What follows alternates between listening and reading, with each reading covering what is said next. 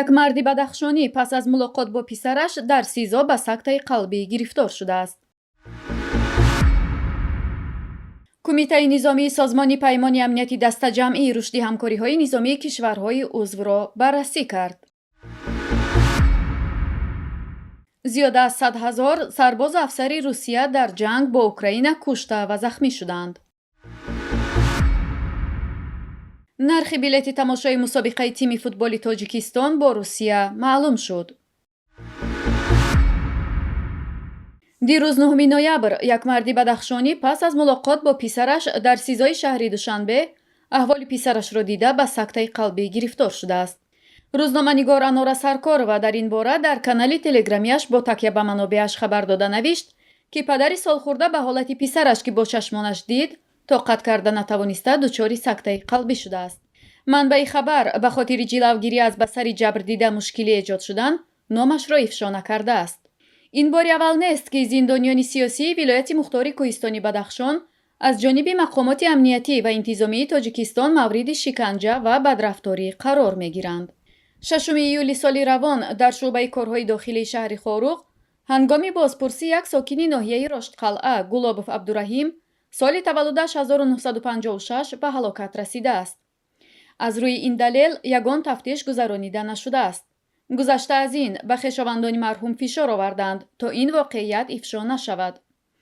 ба иттилои манбаъ аз соли 2012 то ҳол дар вилояти мухтори Кӯҳистони Бадахшон беш аз 74 ҳукми эъдоми ғайриқонунии сокинони маҳаллӣ сурат гирифта, беш аз 2500 нафар помириҳо дар маҳбасҳо адои ҷазо мекунанд.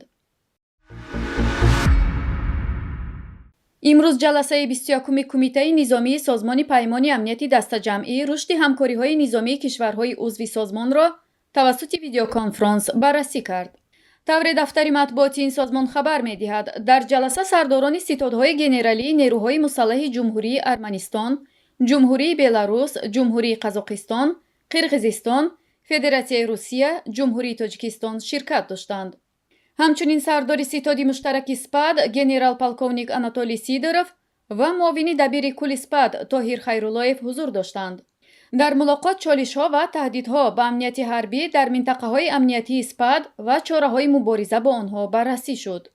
ҳамчунин гуфта шуд, ки ворид намудани нерӯҳои сулҳпарварии созмон ба фаъолиятҳои сулҳпарварии Созмони Милали Муттаҳид яке аз муҳимтарин вазифаҳо дар стратегияи СПАД барои давраи то соли 2025 пешбинӣ шудааст. дар поёни муҳокима ба ситоди муштараки СПАД супориш дода шуд, ки дар якҷоягӣ бо вазоратҳои дифои кишварҳои узви СПАД феҳристи майдончаҳои омӯзишӣ ва марказҳои таълимӣ аз ҷониби кишварҳои узви СПАД ҷудо шуда барои ташаккул, омодагӣ ва муттаҳидсозии ҳайати дастаҷамъонаро таҳия намояд. вазорати дифои амрико иттилоъ дод, ки зиёда аз 100 000 сарбозу афсари Русия дар ҷанг бо Украина кушта ва захмӣ шуданд. ба иттилои Марк Милли, роҳбари фармондеҳии вазорати дифои амрико, эҳтимол талафоти Украина ба ҳамин миқдор баробар аст. бино ба ҳисоби Пентагон, тақрибан 40 000 шаҳрванди оддии Украина ҳам дар ҷанг ҷон бохтанд. тасдиқи дурустии омор феълан мушкил аст. роҳбари ситоди муштараки артиши амрико гуфтааст, ки даст кашидан аз музокирот дар замони ҷанги Якуми ҷаҳон боиси қатлу азоби миллионҳо нафар шуда буд. бинобар ин вақте имкони ташкили гуфтушунид вуҷуд дорад, вақте имкони даст ёфтан ба сулҳ ҳаст, аз он бояд истифода бурд. эълони омори нави теъдоди кушташудагони ҷанги Русия дар Украина дар ҳолест, ки ҷонибҳои даргир талош мекунанд талафоти тарафи дигарро бештар ва омори низомиёни кушташудаи худро кам нишон диҳанд. нархи билети оддии тамошои бозии футболи Тоҷикистон Русия 30 сомонӣ ва вип-билет 100 сомонӣ аст. дар ин бора Федератсияи футболи Тоҷикистон хабар додааст. чиптаҳои бозӣ дар охири ҳафта ба фурӯш мебароянд. ба иттилои дафтари матбуоти Федератсияи футболи Тоҷикистон, тибқи созишнома квота барои мухлисони рус барои бозии дӯстона 500 нафарро ташкил медиҳад. гуфта мешавад, чиптаҳо ҳоло ба фурӯш нарафтаанд. дар назар аст, ки рӯзҳои наздик чиптаҳо ба фурӯш мебароянд.